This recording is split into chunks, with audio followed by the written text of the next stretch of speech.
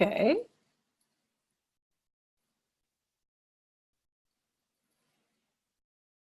Hmm.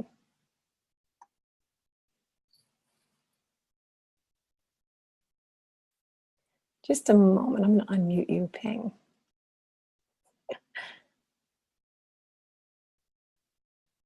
Unmute. Okay, are you guys seeing my screen when I pulled it up? I'm one of those people. Oh, thanks, Elishiva. Well, when I said your life unfolds in magical ways, like, do you guys know that I almost failed percussion in college? And now I make a full-time business with drum circles? I mean, do we choose this work or does it choose us, really? Talk about, you know, a college music class was not a predictor of my talent. Okay, so I'm going to take two. All right, I'm going to press screen share. Something weird happened where I didn't see my PowerPoint, so hold on. First, let me pull up the PowerPoint. Okay.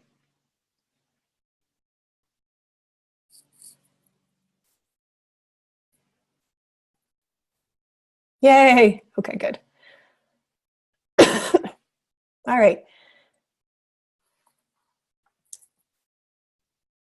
Let me start at the beginning. That'd be good, huh?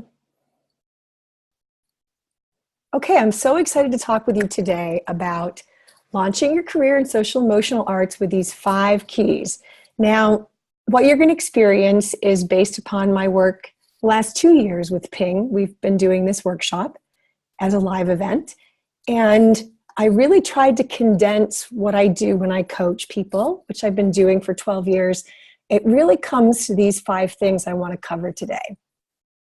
If we can go through some tools for personal confidence, and I put that first because it really is a big part of, you know, those postures, and magnetic marketing. Now, a lot of us have fear around marketing, but marketing is pretty much the number one way we get our word out, right?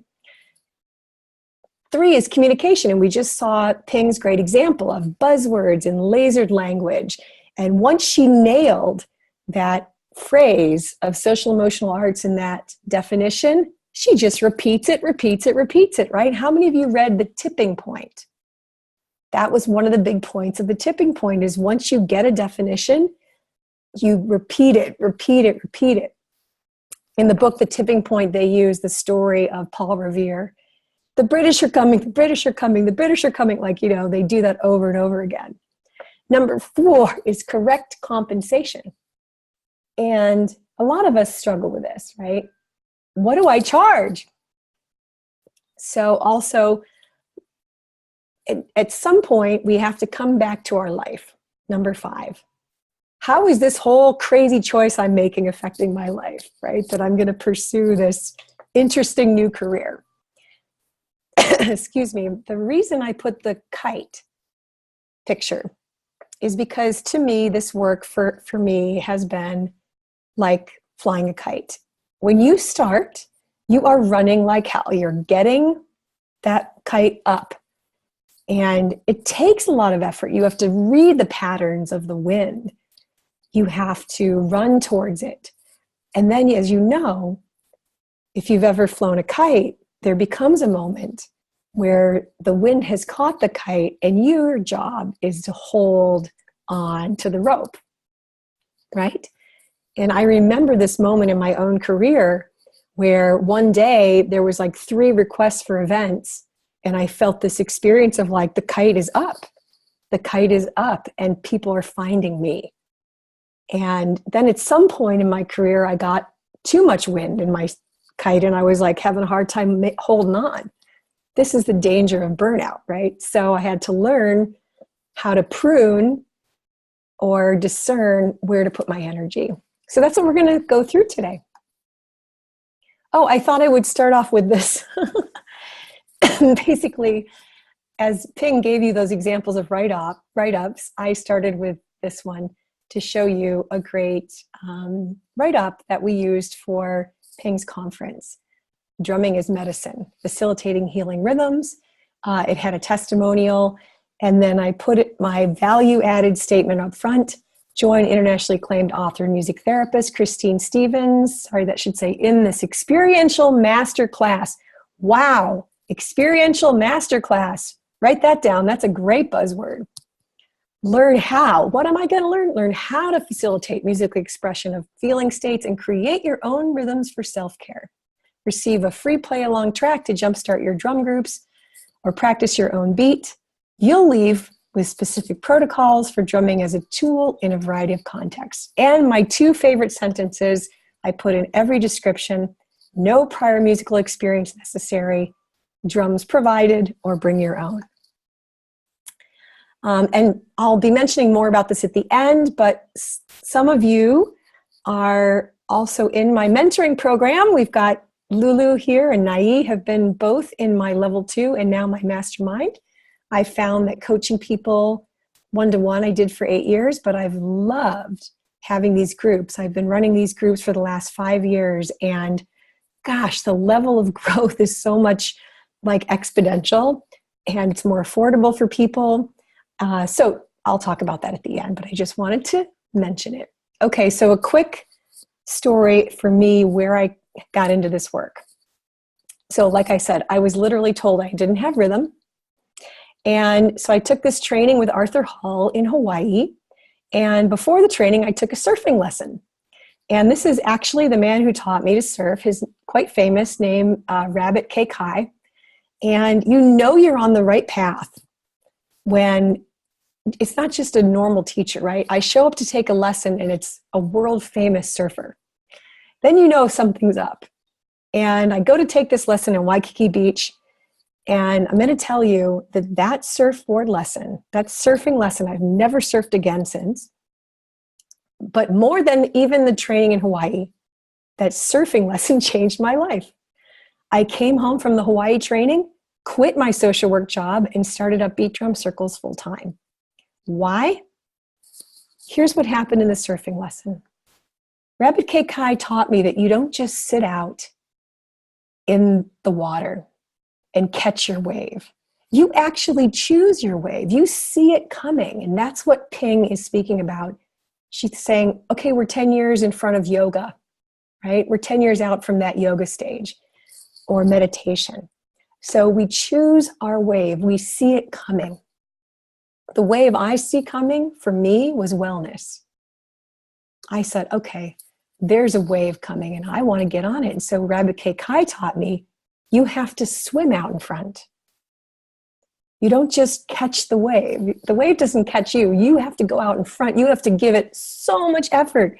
You have to like swim so hard to get out in front to catch that wave. Isn't that the truth? There is effort that it takes to get out in front of something that's coming. If you're not in front, you're going to miss the wave. Then you feel the push of the wave to tell you when to stand up. Wow. These 4 things blew my mind. I just had this complete, like full body aha. It's time to stand up.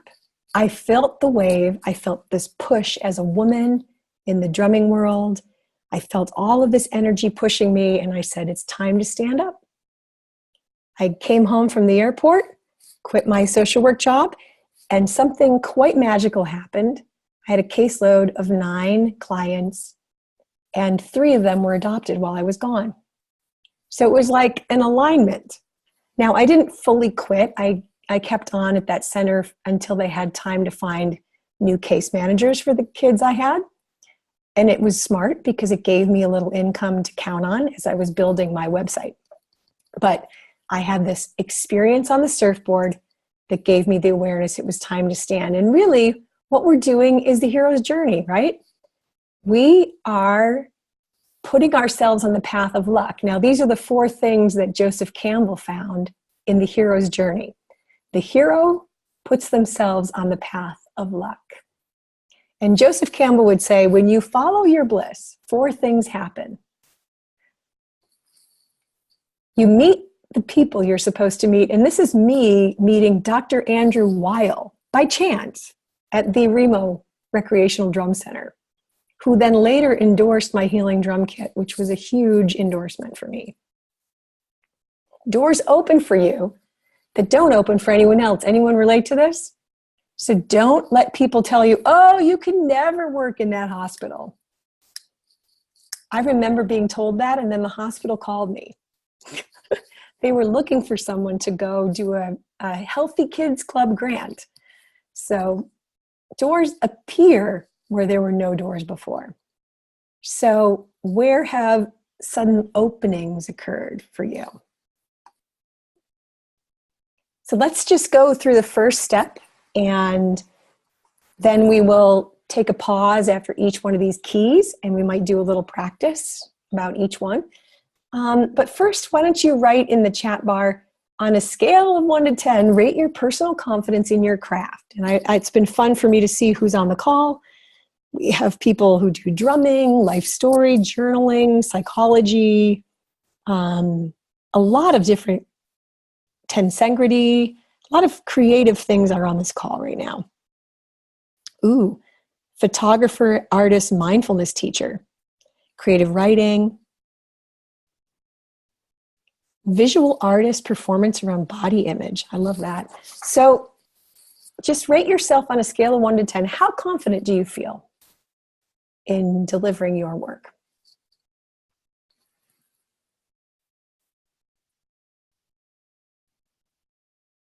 Great. What builds confidence? What blocks our confidence? And how to slay the dragons. Because I really feel that a lot of us have, it's very normal. I wanted to present this to you to tell you, like, this is really common, that we face our own self-sabotage when we step into this work, okay? And the reason is because you're pushing yourself a little bit into the unknown, right? And so the hero's journey is overcoming the dragons. Some of those are inward, some of those were outward. But we can at least arrive at a place of building more self-confidence. And the archetype this is called is the self-saboteur. And what we want to do is to be honest with yourself. It's normal to have self-doubt, fear of failure, feeling unqualified. Anybody relate to that? So I converted that to I'm uniquely qualified, not unqualified. Hey, I almost failed percussion. I'm uniquely qualified. Anybody relate to perfectionism? Well, I can't go and deliver a program until it's absolutely perfect. Well, I hate to tell you this, but the creative art therapy world is basically the idea of creativity. It's got to have a little element of surprise. So it can't be in a level of perfectionism. And you will only learn by doing this work. How about procrastination? Anybody relate to that? Or overcommitting. It's like taking everything on.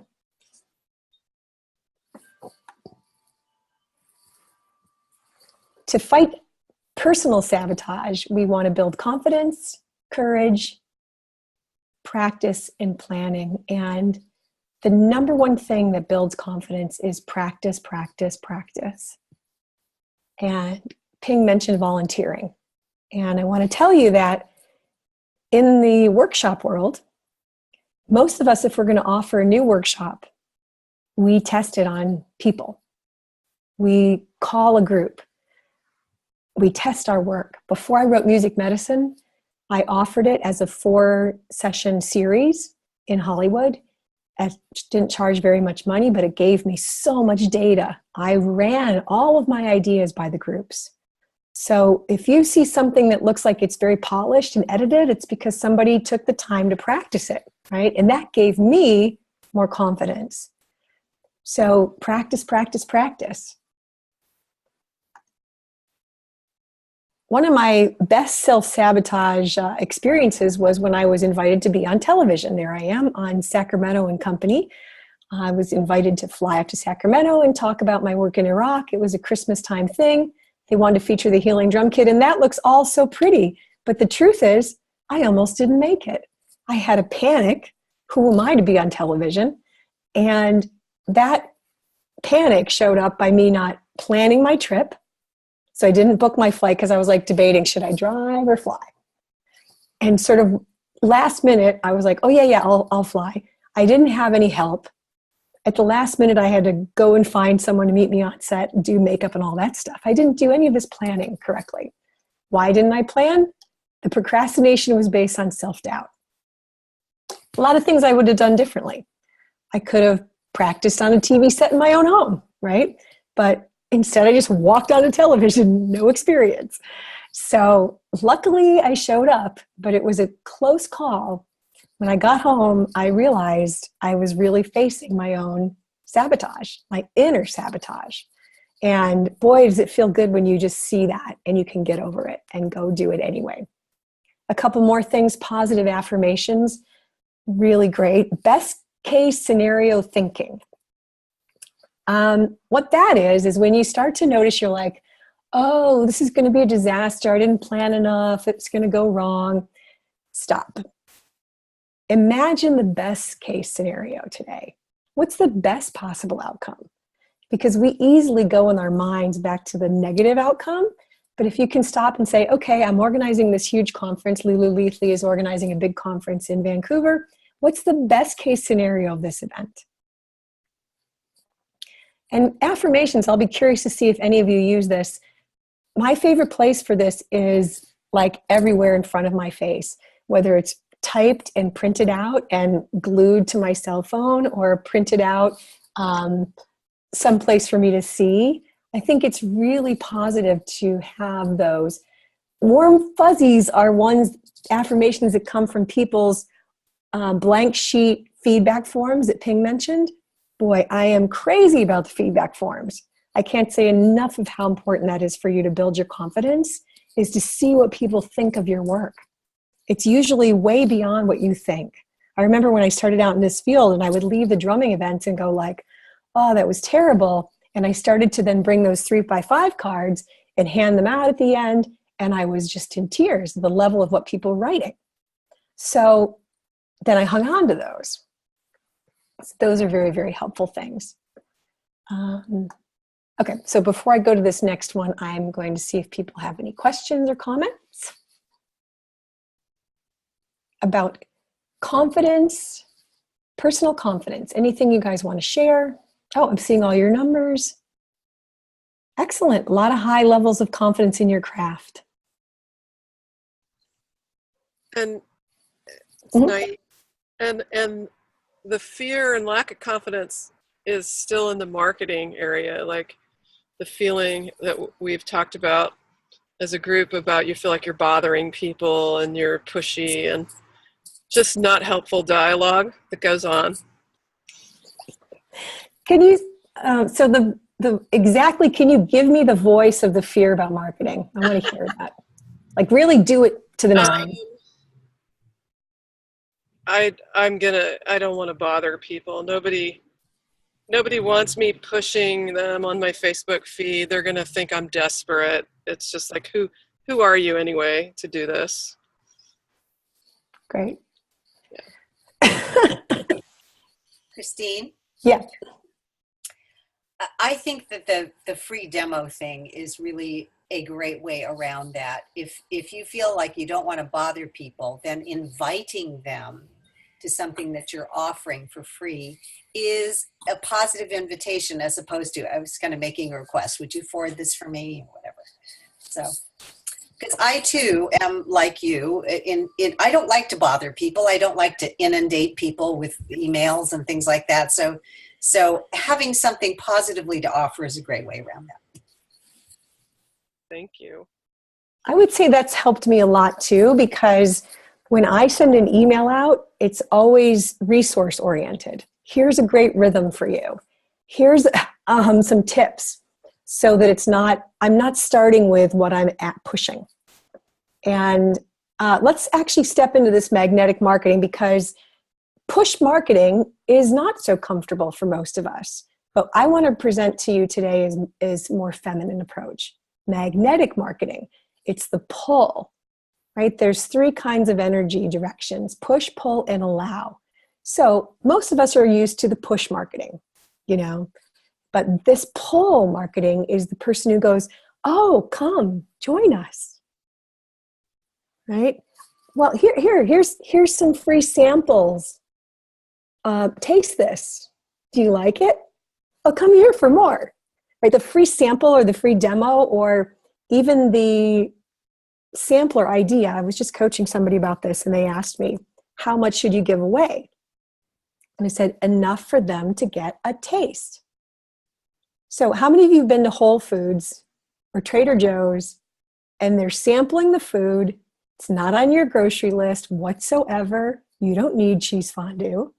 And there you are. You're buying cheese fondue because they gave you a sample. Who's done that? Right? So what we're doing with magnetic marketing is we're offering a sample. We're saying, do you like this? So let me just return to the PowerPoint. Was there any other comments, or I'll go back to my little presentation?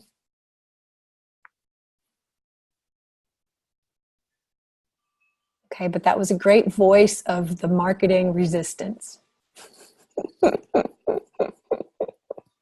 Okay, so let me pull up the PowerPoint.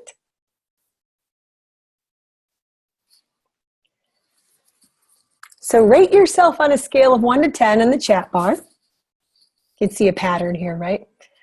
How you feel about marketing.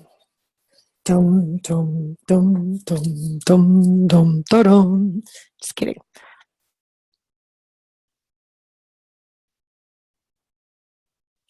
While I'm giving you a moment to do that, I will say this.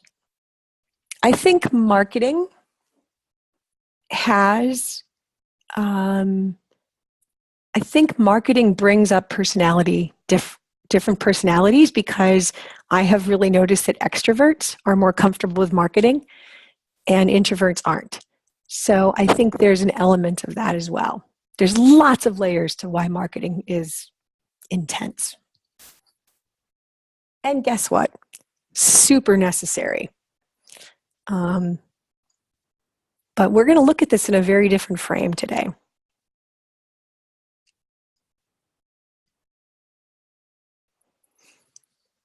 And also, if you guys are on my newsletter, and if you're not, you could go join my newsletter, ubdrumcircles.com, because you'll see we send out 2 emails a month, and they are very benefit driven, always giving tools and tips, and then we tell what we're pushing, so, or marketing. Okay, so let's talk about, why is marketing important? Let me stop the share. I really want to hear from you all. Why is marketing important? Anybody? You guys know how to unmute. Oh, sorry. I have to say, I get swamped by nonprofits wanting money at the end of the year. And I do notice that the people who are sending me the mail are the ones that are getting the money. Okay. So marketing is important because it gets money. What else? Why is marketing important? Go ahead. I think to keep things going rather than just get new people. I mean, you want to get new people too, but I mean, to keep things going of who you have already in your participation. So expansion, growth, generating new participants. That's what you're saying? Right. Wait, thank you. Anybody else? It also asks you to continually be current with what you're doing and helps you evolve what you're doing, helps you be relevant. If you're just kind of in your own room, you might not be relevant, what you're offering, but when you get that feedback, then you adjust and evolve. Great, thank you. Anybody else? Yes. Hold on, we have to unmute you. Why can't I unmute Anne? Anne? Mute myself. Okay. Am I okay now? Yes. Yeah, it would give me more confidence in marketing. The more I did, the more comfortable I would begin to feel.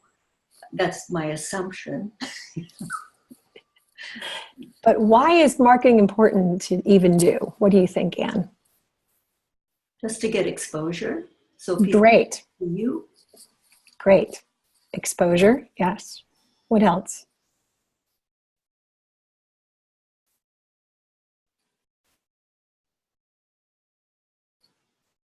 It seems like it might be more important than our skills, unfortunately.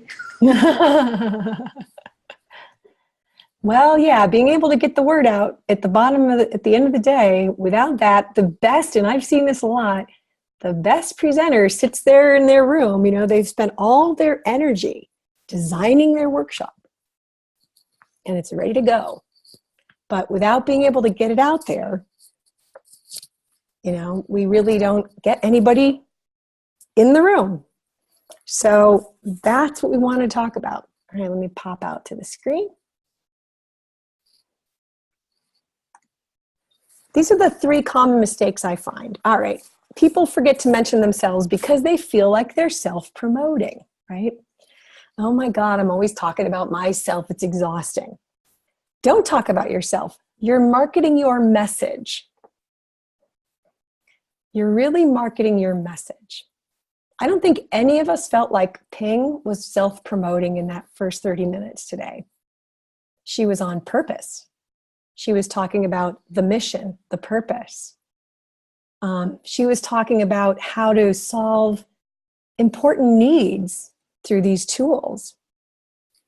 That's a big formula we're going to learn today. The second mistake is people don't, like Anne said, they just don't do marketing. Now, a typical marketing budget at any corporation is 20% of the budget. So we're going to look at that. Hold some really important clues. Third, you think you can outsource your marketing because you're just like, well, I'll just let somebody else do it. I tried that a lot and it really never represented me. What I'm after for you all today is authentic marketing. I want you to feel like that's me. What's worse is when you're afraid to do marketing and you let somebody else do it for you, or you hire somebody to do it for you and it ends up looking like everybody else's marketing. I don't like those formulas because I think what we do is so unique. So what's this 20% budget? If you think of your budget as your time, then 20% of your time might be a full day dedicated to marketing. That's email communication, social media posting. Plus we are really in market creation. Like there's market fulfillment and market creation. We're market fulfillment if they're looking for a social emotional arts facilitator and we get a gig doing that. But for a lot of us, we're in market creation. She's promoting her journaling program. She's creating more people to come to it. Ta-da! Here's push and pull marketing. It was perfect because I caught an exact good example this morning. Push marketing, masculine energy, is the car at the bottom of your screen. It's the car, it's the industry of selling. We're most comfortably used to it with commercials. They got big budgets. They're pushing that new car on you. It's the new season. You need the new car, right? You guys are really familiar with the push marketing, I'm sure. They're trying to sell you on something and you feel it and there's this push. Man, even I was at the hair salon the other day. I finished my hair treatment and the woman takes me over and shows me all the things they used on my hair at Aveda to sell them to me. It was so pushy. And I just said, look, I'm not going to buy any of these today, but thank you. I just had to like nip it in the bud. But I was like, I get it. That's what they do. But it was very pushy. Now, here is the feminine version. Top one on your screen. This morning, I attended a free seminar called Liberate the Voice of Your Soul. Nice title. With Chloe Goodchild, produced by the Shift Network. It was free. It was a free demo on a virtual plane. Discover your sound awareness, creative expression, and unique resonance. Okay? Now that's feminine marketing. That's pull. Would you like to sample what I do? I'd like to offer a free 1-hour taste of what I do. I have friends who created the Breakthrough Performance program. Anybody heard of it? Very unique system. They take people, each person, they have a cohort of 10 people. They each pay $1,000. They go through an 8-week series, learning to perform. And the culmination is they perform on stage with a live band. And it's called Breakthrough Performance. And what they do to sell this It's a pretty high price tag, is they go around and they do free demos. So they do 2 or 3 free demos and then they start a program. So they pick 2 or 3 cities near Carlsbad, California, where they're doing this. And after they've done 3 free programs, maybe 60 people have sampled it, they're pretty sure they're going to get 10 signups. That is pull marketing. Is this making sense, you guys?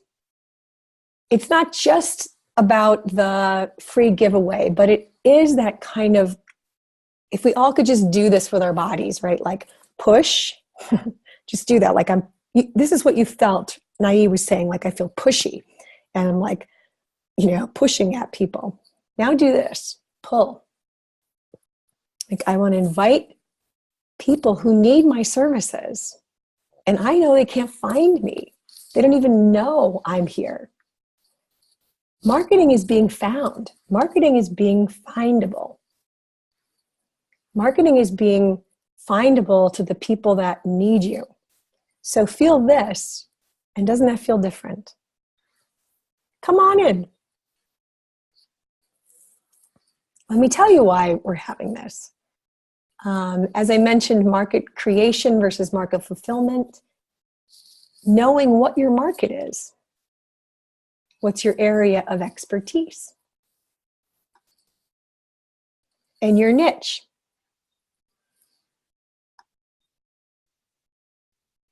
Last thing I'll mention, and then we'll open it up for comments, is how to get and use testimonials. This is so important, whether you do a simple handout sheet that just says comments from today, and at the bottom it says name, email, city, state. Check if we can use your feedback.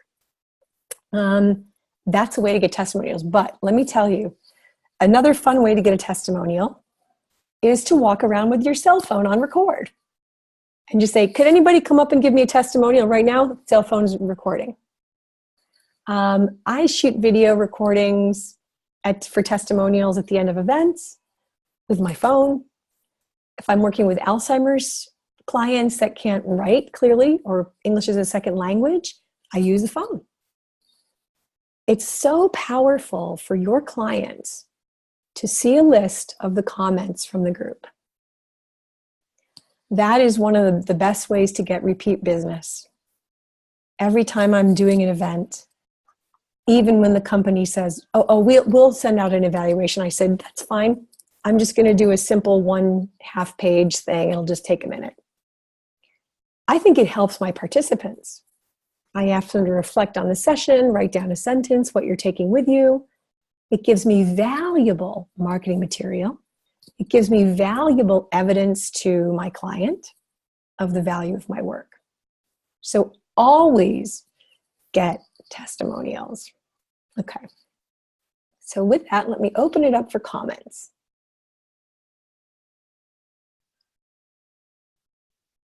I'd love to take your questions about this because it's so important.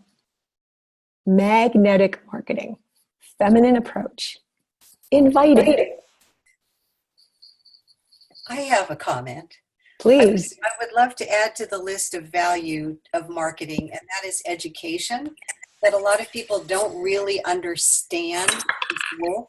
So it's also an opportunity to educate people about it and plant little seeds so they understand it and they might look for it in the future. Great. Perfect. Anybody else? Comments? How does this sit with you all? So do you see this differently if you have this frame of mind, like, okay, I'm going to make a Facebook event and I just did a really big marketing campaign. Maybe I'll just take a moment to tell about this success story. Is that okay? Yeah? All right. So I produce this event called Drumming in the Light. It's a winter solstice drum circle in my community. It's $20 in advance, $25 at the door. So we sold 200 tickets. How did we do that? So I had 4 performers that I paid. I asked all 4 of them to become marketing partners with me. So I enrolled 4 people who had their own 4 lists of people, or put it on their Facebook page or whatever. I made it really simple for them. I wrote the email for them to send to their friends. Okay, so I wrote it for them. I included a link to the video of last year's event. So I had some good marketing materials to help. Now, what are good marketing materials? The number one thing is a video. So how many of you watched my video about this workshop? Raise your hand. Right? So videos, what percentage of a conversion rate do you think videos do? If you want to take those original descriptions, we had the Iyengar yoga description versus a video about the workshop. How many people do you think will come? What percentage will increase by video? Any guess? Okay, 30% higher rate by video. So it's easy to do. I just use my phone. I use my phone, I stick it on a tripod, and I shoot that video in my house, right? But I prepped that video. I prepped my buzzwords. I prepped what I was going to say. And that is a way to market these days. Then I can put that video on YouTube. I can put it on Facebook. It can go viral. So back to the story. I had my marketing materials for the winter solstice. I had 4 performers. I fed them the material. Here's the poster. Here's the email you can send to your friends. Then I had a church where I did the event. We have a 50-50 split. So they marketed it to their community of 3,000 people. I have my community list of 1,900 people in Southern California. They have their list of 3,000 people. And we got it in a newspaper, a local newspaper, listed as what's happening. So given all of that marketing, we got a great turnout. We were at capacity. We couldn't sell another seat. So we had a sold out event. Everybody made money. This is the new form of marketing. Win, win, win. I made money. I paid all my performers. The church made money, and all the participants had a great experience.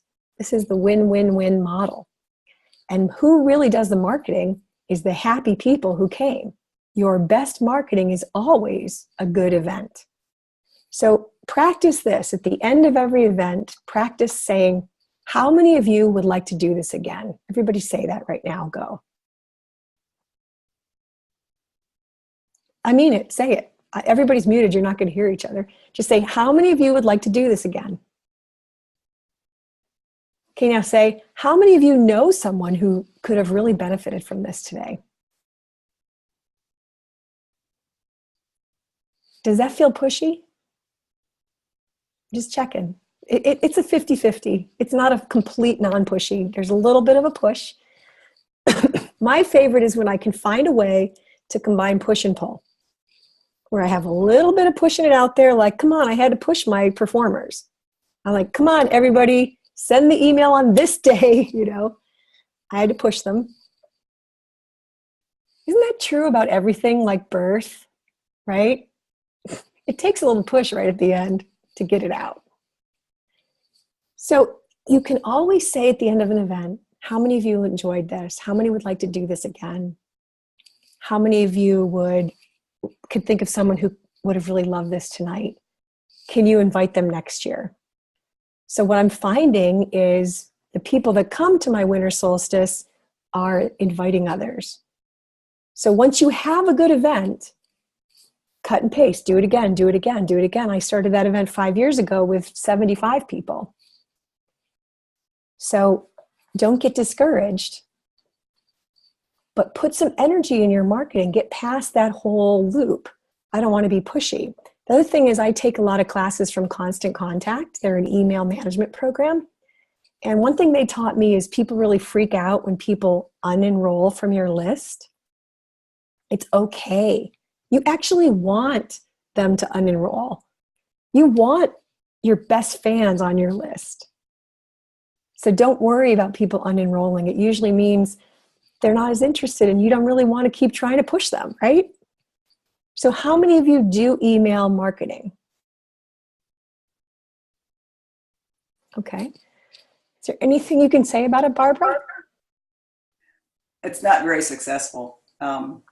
Like you live in Southern California. I live in a smaller community in Southern Indiana. And, I don't know that journaling is, a lot of people here do like journaling, but a lot of people don't even know what it is. I have my local mailing list is relatively small, but when people come to a workshop, I ask them to sign up, and most people do. Hardly anybody ever enrolls, but then if I can check the stats on like a MailChimp email or something, that many people don't open it.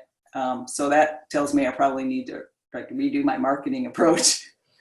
But I haven't had very much luck on my own. Now, if I do a program like for our community college or university, they have a huge list and they do the marketing, and that's great. But on my own, Exactly. no good. Okay, I'm super happy I called on you because I want to talk about this your house, my house thing. So you do great marketing when somebody else is your partner. Same with me. The church was my partner. So I love partner marketing. Now, what you want to do is convert those people from the community college to your house. Mm-hmm. Why do I want to be on your list? What's in it for me? Right. Let's say you send out a monthly journaling tip, or you send out, I was thinking off the top of my head because before we started this call, I told Barbara what a crazy journaling person I am. So, I'm a good example of this because I journal. So when you start to rethink about that whole, I'm not in Southern California, here's the deal. You have to kind of brand it there, which is kind of good. Is I don't think you have much competition there. We got a lot of competition here, honey. So think of the advantage of where you are. Mm-hmm. When people tell me that, like, I'm in Peoria, I'm like, you're so lucky. For me, I have to compete with 3 other winter solstice events. So, my challenge is that kind of side, but journaling, listen, do you know about the research with James Pennebaker? Yeah. Do an email newsletter on that. That's huge news. Reduce stress. Evidence shows journaling reduces stress. That should be the subject line. Mm-hmm. Oh, I do things like that. Like the community college, though, like that kind of a setup, they pay me so people can come for free. See, if I do it myself, I have to charge people, and I don't charge a lot. And it's very low. So then differentiate that program from the free college one. Mm-hmm. Make it the master class. Use a different language that identifies it as something that's higher value. Mm-hmm. Add a PDF tip sheet. Mm-hmm. You just need distinction between those 2 programs. Okay. Thanks. And work a little on the inner language. Yes. Build a little more of the inner confidence, like let go of that. I don't live in a place where, forget it. You live in a place where people journal. Everyone journals. Right. That is a pretty common thing. Mm-hmm. You live in a place where people need tools for creativity and expression, right? Mm-hmm. Okay, was that helpful for everybody to listen to that? Because I just think let's thank Barbara for a minute before we go on. Like, give her some love for being so vulnerable on the call like that. Okay, thank you. Christine, Yes. I have a specific suggestion for Barbara. We're trying also to build it. I don't know who's talking. Hold on. Oh, it's Ping. Okay, sorry, Lulu. That That was a voice recognition test and I failed. Okay, go. We've been trying to build an expressive writing program here with a poetry therapist. And for months we called it expressive writing, monthly expressive writing. We could tell that it wasn't working. So I had her do themes. Like this month is this theme, so that each month it sounds different. So we were actually going with the topic recently was well attended, advice to myself. It was after the new year. So I'm not sure how you're approaching your campaign. You might want to just change up the title each month, a theme or something. Make it look fresh. Beautiful. And where would you get those themes? From your audience. So you post on Facebook. What topics do people journal about? What's the what's a topic that's important to you right now? You know, you get that feedback. You ask your audience. But I love that, you know, tracking what's current for people is a great in. And again, one thing we're all saying to you today and to all of us is we try, we edit, we keep trying, we edit, right, Ping? You know, we put it out there, we keep learning. What are the buzzwords? You know, most everywhere, research is a buzzword. This has research supporting it. Most everywhere, stress reduction, or it's easy to do. The other thing I like to do in my marketing is I work with the stereotype. So what's the stereotype of drumming? You have to be able to count and read music. So I usually work with that in my marketing. Come to a workshop where you don't have to count or read music. So I use that as my advantage, that there's that stereotype. The reason I like this topic is because I worked at Remo for 4 years as a director of marketing for music and wellness when I met Ping. And when I came to the company, I literally birthed an entire new division. Mm-hmm. It took 3 people to replace me when I left. So I learned marketing in a very shocking kind of boots on the ground way. I learned it from the best, from Carl Brun and from Remo Belli himself. And I learned how to learn. I learned how to get magazines. I subscribe to the Esalen magazine and I get all the write-ups. Shambhala magazine, I get all of them and I read, how do they describe their programs? How many of you have seen Multiversity? New group up in Santa Rosa. I get on their email list. I look at how they're marketing. So I think that can also help all of you, is to think of 2, this is my homework to you, think of 2 retreat centers or community colleges or progressive. UCLA Arts and Healing is a good one. You can look at their descriptions, get on their email lists, probably you are on, but study how other people are presenting. A Shift Network is another good one. Study what's working. We are in a total marketing dream time for me because I can just shoot a video with my phone, put it on Facebook, make a Facebook event, and post it on my newsletter, and that's all I have to do now.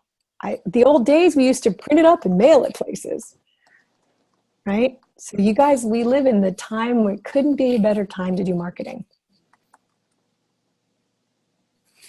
Any other comments or questions? I want to say that you should all also join Christine's list. And if you all want, I can give her your emails. Christine is a master marketer, which is one of the reasons we're collaborating today. There's a lot you can learn from getting her emails if you don't already get them. Thank you. But I'm extroverted. I mean, I think that that's part of it. And there's a lot of advantage we have to the marketing side of the world because all of the work we do is big news. Okay, let me go through a couple more things and I want to close on time so we have time for questions.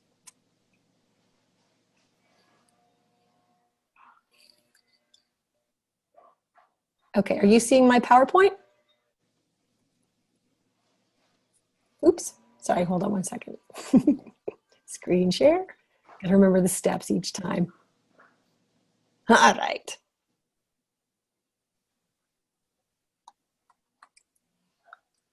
Okay, my last thought about marketing is it's not the time for your most wild creativity. Really, I find that it scares people away. So I like to be brief and concise. You know, we all have the great examples that Ping showed us. I try to be on the super professional side to try to overcompensate for, unfortunately, negative impressions or what's going to turn the general audience away from my workshop, which is I'm not artsy. Guess how many people think that? Everybody. NAM just did a study a few years ago, And we found out that only 7.8% of Americans over the age of 18 play an instrument. So I always remember that in my marketing. Like, it's not that good to say, hey, come learn an instrument. Some people are scared by that. But when I say I failed percussion and you can come and learn from me, they're like, oh, okay, that's more magnetic.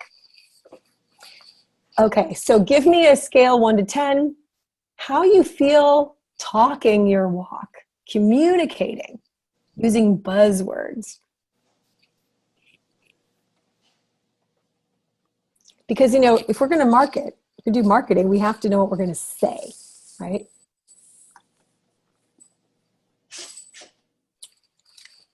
So I like to use TED Talks, Google search words, finding buzzwords. As I'm talking, I would love you to write in the chat bar buzzwords that you found useful in your work. Evidence-based is really a big buzzword.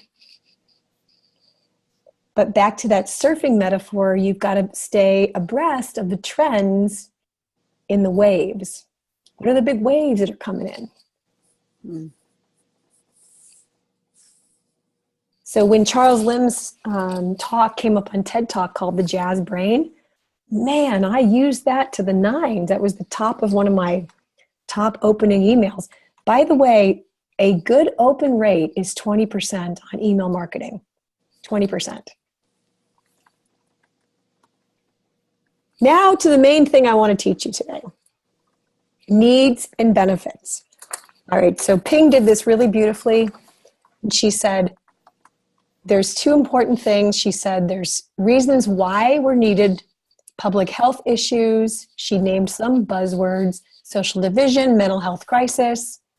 And secondly, she said, and we are low-hanging fruit, benefit, buzzword. We're intrinsically appealing, benefit, buzzword. You see? So this is what I want you to do in the chat bar. What are the buzzwords for needs globally? What do people need? Because what happens is we tend to talk about our work and we describe drumming all day long. Well, what I do is I bring drums and I empower people's hearts and souls, and people are like lost. But if I started with, have you been feeling down? Have you felt like you've lost your groove? Right? Are you hooked? So we want to start with the buzzwords of the needs. Feeling lost, feeling disconnected, feeling you're on the screen too much. What is it people need? Feeling more connected to nature, feeling more deep connection to each other. Some of them that were so beautifully highlighted on these sheets. A path to enlightenment and healing, looking for healing, transformational experience. And then think about the benefits. And if you could do one thing for yourself today is to make these two lists, needs, benefits, buzzwords. Fill that and you'll have your vocabulary and you'll have your marketing, because you'll feel like, okay, now I can talk my walk.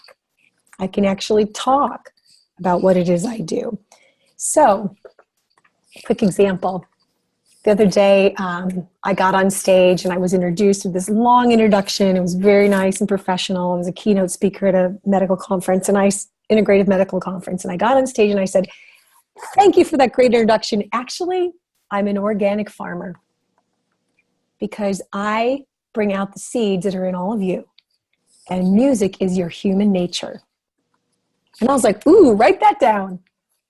So sometimes the buzzwords are metaphors, like drumming is organic farming, or this workshop will bring out the organic seeds in you to bloom and grow. I mean, do people want creativity? Do people want healing? Yes. Or are you marketing this to a university or a school? Do they need to solve bullying? Do they have students that are getting lost? that English is a second language, right? So you think about what their needs are, and you think about how you can solve that, or what's the benefits of your program. That's all I had to say about that. So is there any thoughts about that? That was a pretty quick one. I noticed, this is Ping, I noticed what the answers that people were putting up, and I have to say that creativity and self-care are two very powerful, easy buzzwords that people will grab onto, and makes a great source of a topic of a lecture or a demo. Great. These are all wonderful. I'm just seeing them for the first time because when I'm doing the screen share, I can't always see what you're posting. I love shortcut to healing. Great terminology there. Life balance. Lulu, I would be a little more specific. Help in dealing with the elderly. What does that mean? Give me a more specific language around that. Oh, okay. Because dealing sounds like I got to deal with this, right? like when Ping said, we're really careful with our words. So what's an empowering word? Help with connecting.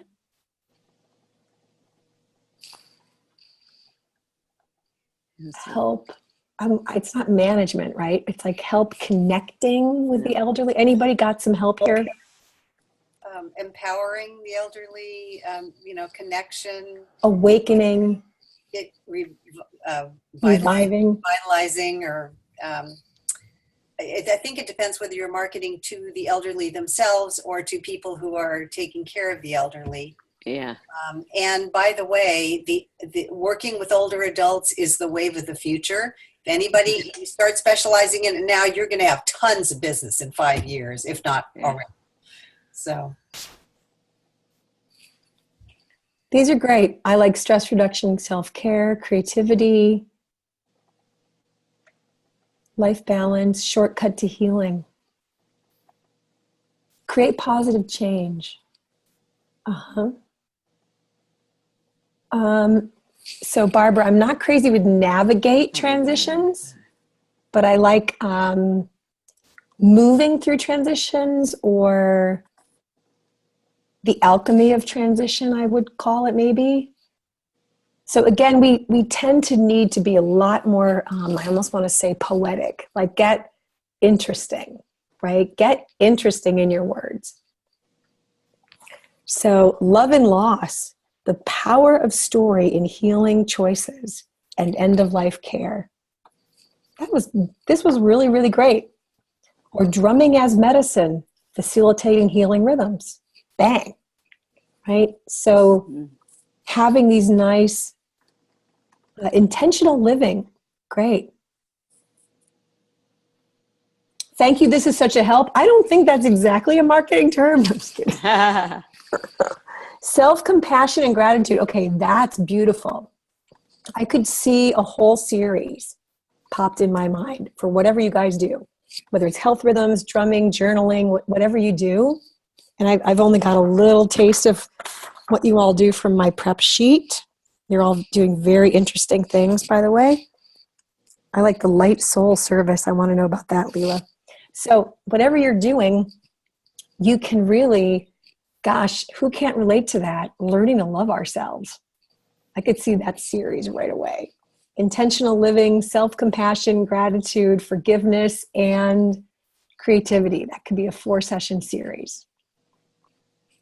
Enhancing the lives of seniors. That's it.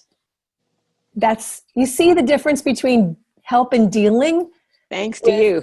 Enhancing the lives of seniors through drumming, sound, and compassionate connection.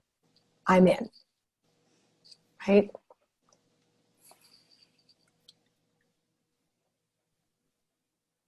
Drumming is beneficial for attention span and focus, memory, working with others, concentration, boosting immune system.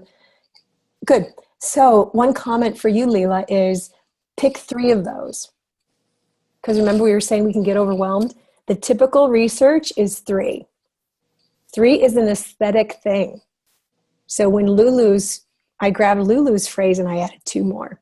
Enhancing the lives of seniors are 3. Through drumming, I said said something else good. I can't remember now.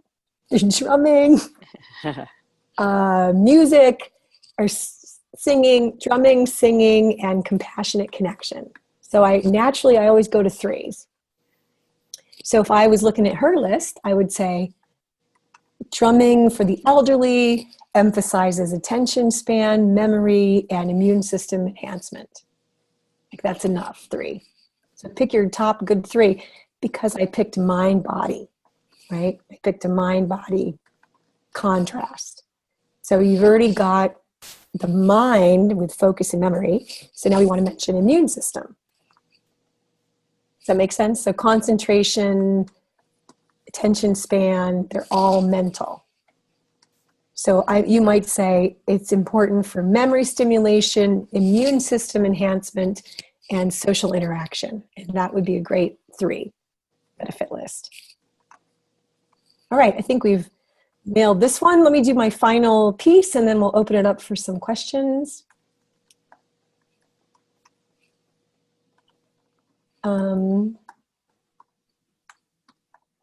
Okay, this is what we'll do. We'll end with this one. Instead of 5, we'll go to 4.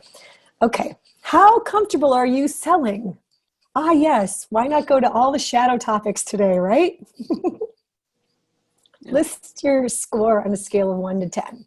How comfortable are you selling? Isn't that the ultimate pushy thing? I'm selling something.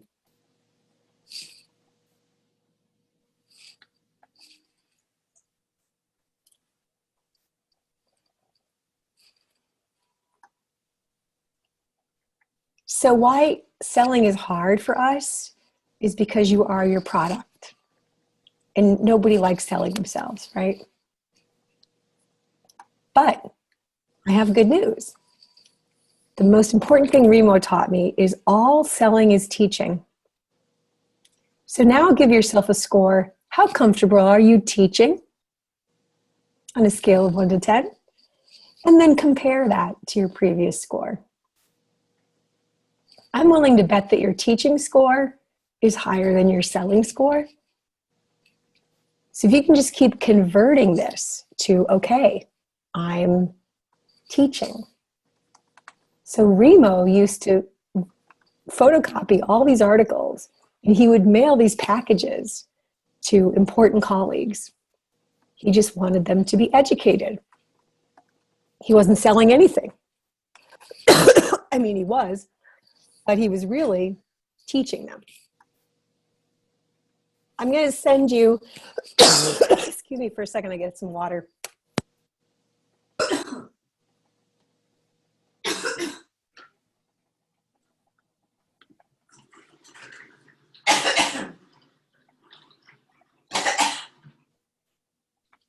While Christine is taking care of her throat, I wanted to mention that every piece of literature that you send out should have 3 things. One is an overall value, benefit, purpose of what you're offering, what people would actually be doing in your sessions. That's a big piece that's often left out. It is often the piece between someone signing up or not signing up.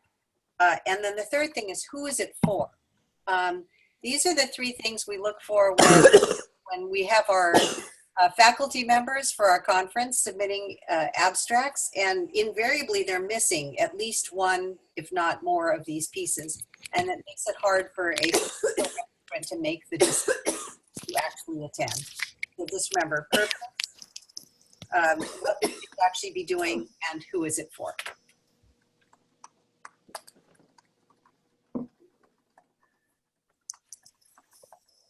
Okay. Okay.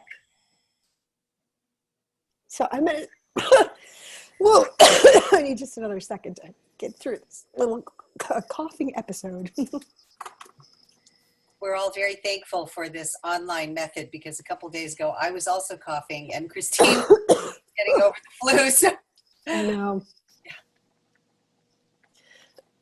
I'm on the upswing for sure, but every now and then I forget I need to be the Kleenex is near me. So I'm going to add, I have these little notes and comments I can fill in while Christine's away. Thank you. growth mindset. So for those of you who have any issues with lack of self-confidence in any arena, just remember that we don't have to be perfect. And part of the beauty of the work that we do is it's all about confidence, and that everybody in the community has issues with self-judgment. So the biggest gift we can give them is the opportunity to model that it's okay to make mistakes. That's a big part of our teaching. That it's the process of growth involves making mistakes, and it's okay to make them, and you make them, and they make them, and the less seriously you take yourself in that regard, the more wonderful an opportunity is to role model for your participants, which is part of the therapeutic benefit of what you offer. So you can embrace the concerns that you have with not being perfect and use that as a teaching moment. Oh, I'm going to do that over again, you know, and make it okay for them too. Nice. Okay, so I'm going to send you guys this link later, and you can have a look at a sample script for selling, which is really, again, teaching.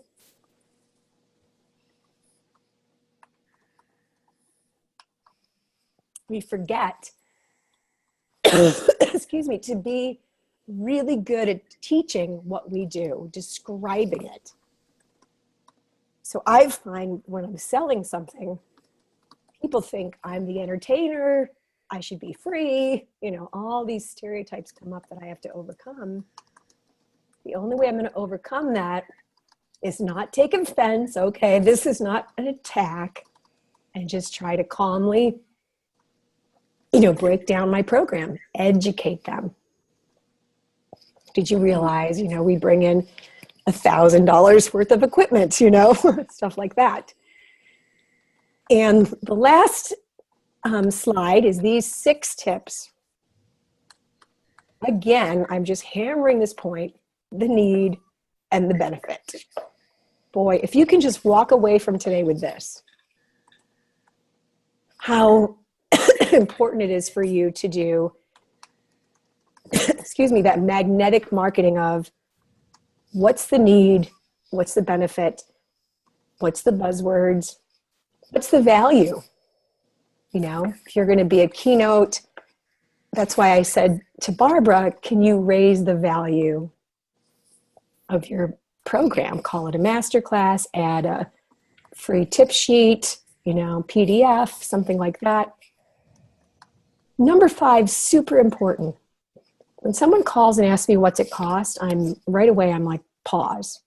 Let me talk about the value before I give a price. And give your work a catchy name.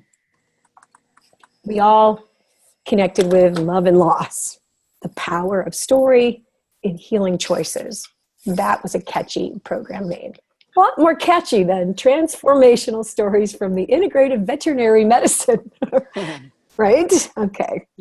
So I'm not going to have time to go through this, but I want to show you my vision board.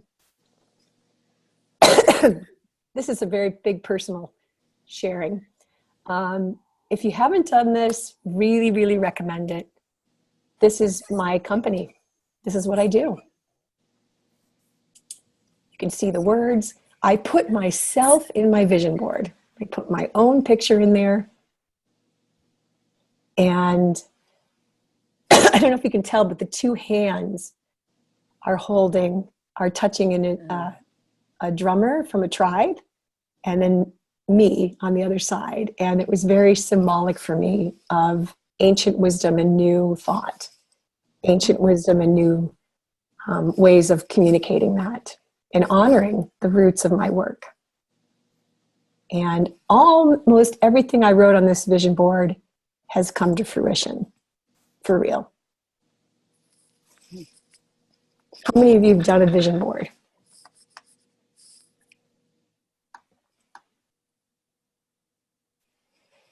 So I'm just going to close before we open it up for comments, just to tell you about my monthly mentoring program. A couple people on this call have been graduates of that program, Nai and Lulu. It goes for 9 months because I don't feel like these skills are quick and easy things to learn. And we do a lot of personal work through the journey of the course, because, you know, getting your work in the world is also takes some inner work. And I have 2 different levels of this program, and it's a very affordable program. It's starting in February. These are the reasons that we do it, because I really love working with people in the real world. I love it because that's really the workshop. You know, you're out there doing it. So we learn selling, marketing, publicity. We look at the inner challenges and we celebrate our development. And we learn about correct compensation for the value of our work. And these are the kind of topics for level 1 and the kind of topics for level 2.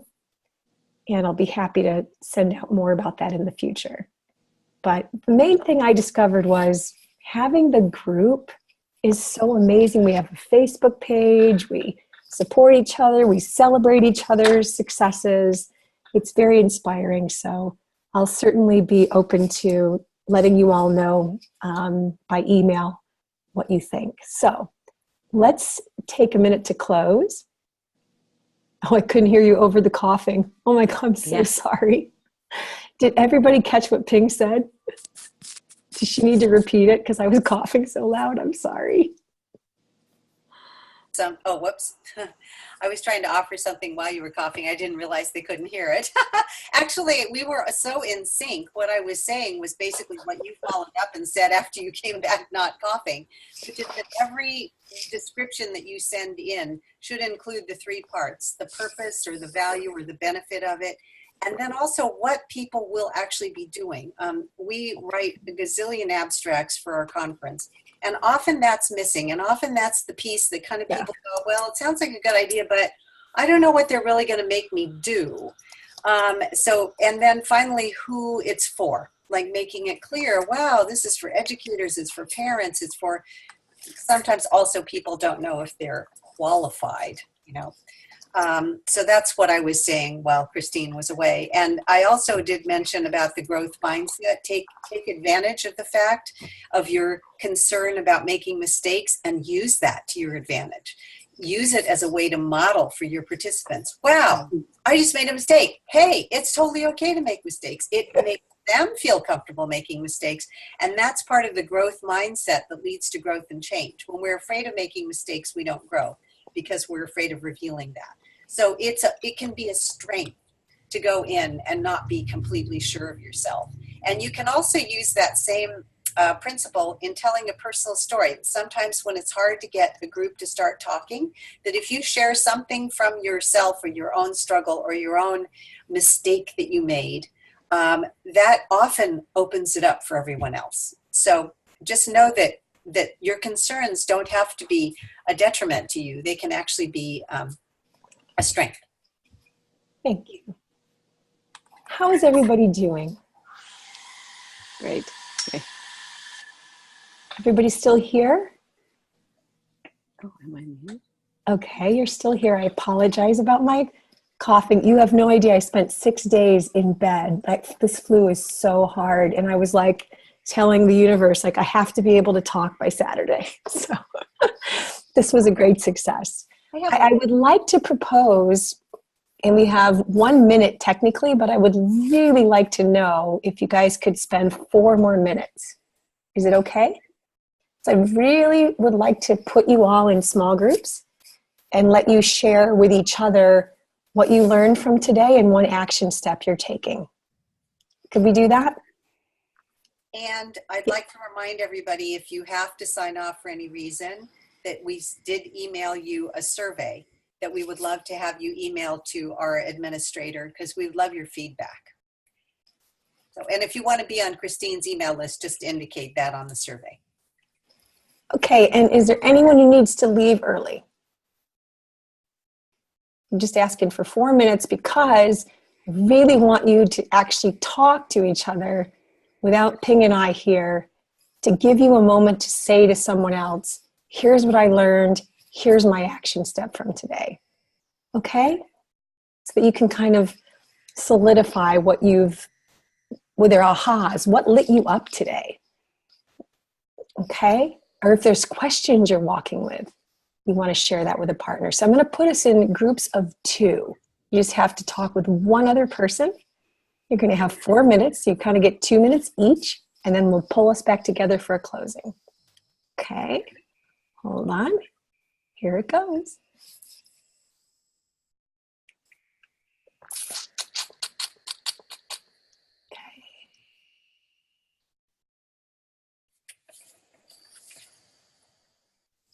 There might be 3 people in a room. I'll see if I can fix this. Okay, go.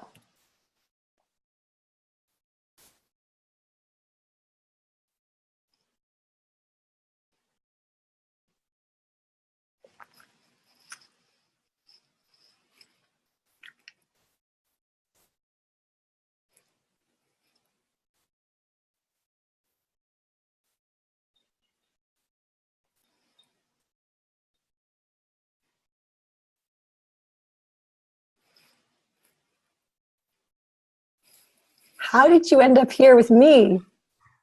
I don't know. Well, sometimes there's the random act of the internet. Let me see if I can add you. Hold on.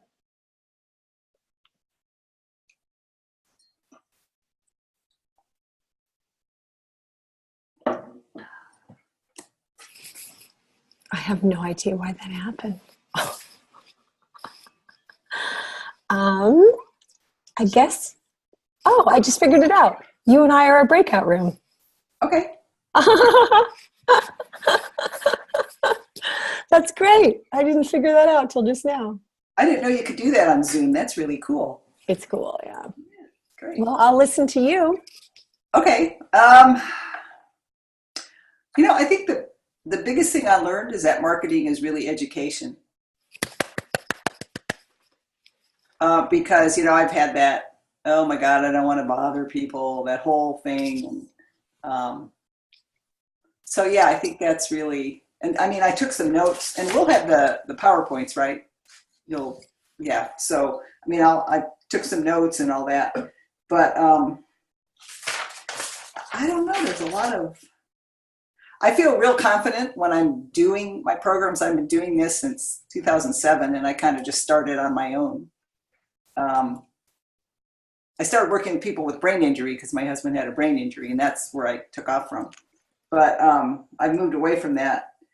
And, with the brain injury, I worked at rehab hospitals, so it was really easy. I had my own little niche. But after that, I've been kind of struggling, but I got it figured out now to where, I don't know if you know Leah Francisco. She's a good friend of Kay Adams, but she's my coach, and she's also does writing through transition. So she certified me in that program. So that's what I'm moving into. I mean, I think we're all so confused these days. We're all going through lots of transitions. So that's what I'm going to move into. And Great. so I think it'll be fairly easy to educate people on that. I think wherever your passion is Yeah. where you're going to be best at doing marketing from. Mm-hmm. So that it doesn't feel like that burdenous thing. It feels like I'm going to call people. I want to invite people into this topic with me. Right.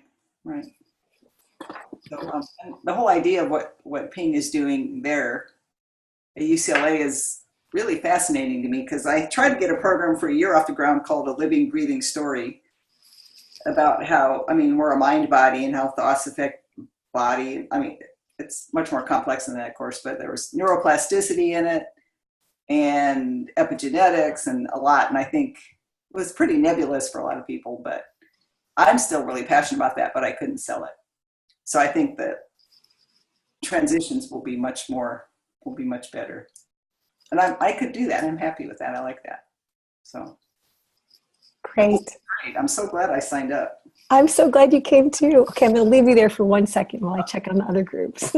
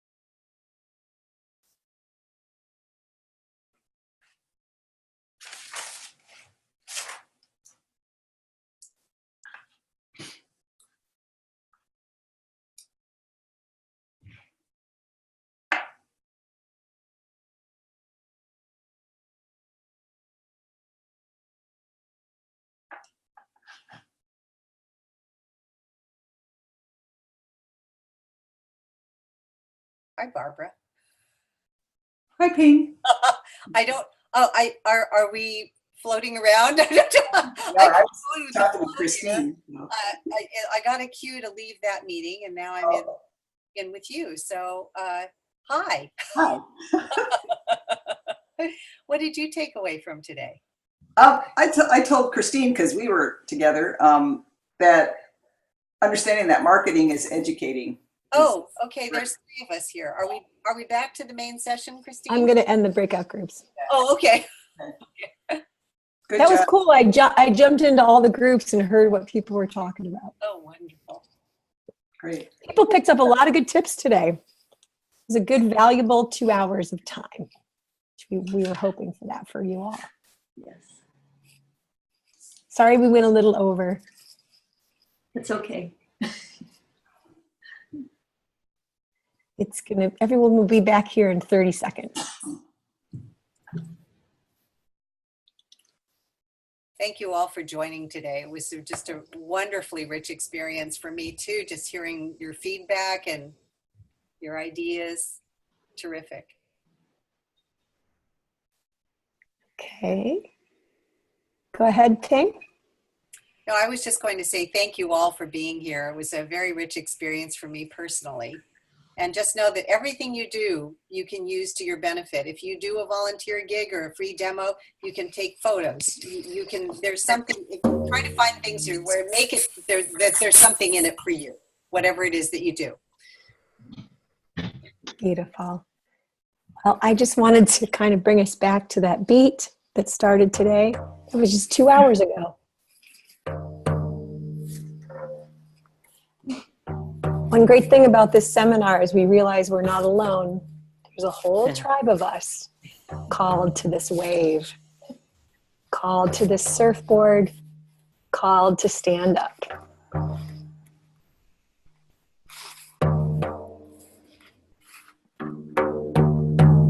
Take a breath.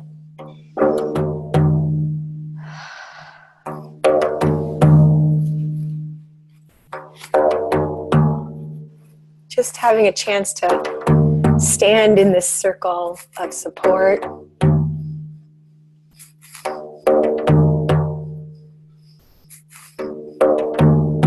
Thinking best case scenario thinking. Excited to fill your office with affirmations, buzzwords, needs, and benefits. Calling that all into your lives. And more opportunities to do the work you do with correct compensation.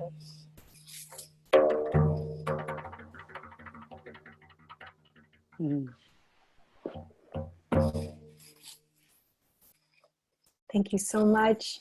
Thank you, everybody, especially Ping and UCLA Arts and Healing for co-hosting this first time ever. You guys are part of the first ever cohort of the online Launching Your Career in Social Emotional Arts. So we really need your surveys. We really need to know what you thought of today. So we can help you further. Fill those out. And then you'll be hearing more from me. And a couple of you have requested my PowerPoint, which I am so happy to send out. So I will send that out as well as the video and the audio. So much and so many great gifts from today. All right, be well. And we always like to close with one word share of what you're taking with you from today. One word, starting with you, Leela. Gratitude. I'm very grateful. I'm learning a different aspect, a different way of doing things, different mindsets, and I'm not so chicken. Like you learn from your mistakes, and so I'm just going to go out there and give it my go and put together all my modalities that I've learned and go for it. So thank you for that. Fabulous. Barbara, one word what you're taking with you from today? Well, I want to say too, gratitude for sure. And I feel very educated about marketing. So gratitude. Awesome. Nai? Joy. Joy. All right. Anne. Really? Sorry, go ahead, Anne. Can you hear me? Yes. Relief. Oh, awesome. Melinda. Timeliness with all the marketing materials. It's very helpful right now. Okay, Lulu. Courage.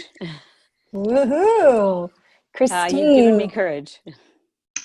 Possibility. Okay, Ellie. Teaching. I'm not great at selling, but I've been teaching forever, so I'm great at that. Teaching. Yes. All right, Ping, one word what you're taking with you from today. Oh, inspiration. I would say my word is journaling. I'm taking journaling.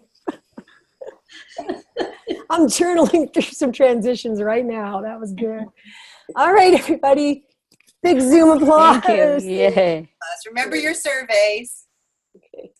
We will for sure. Thank Wow, you. look at us. We're so excited. All over the world. Connected. Yeah.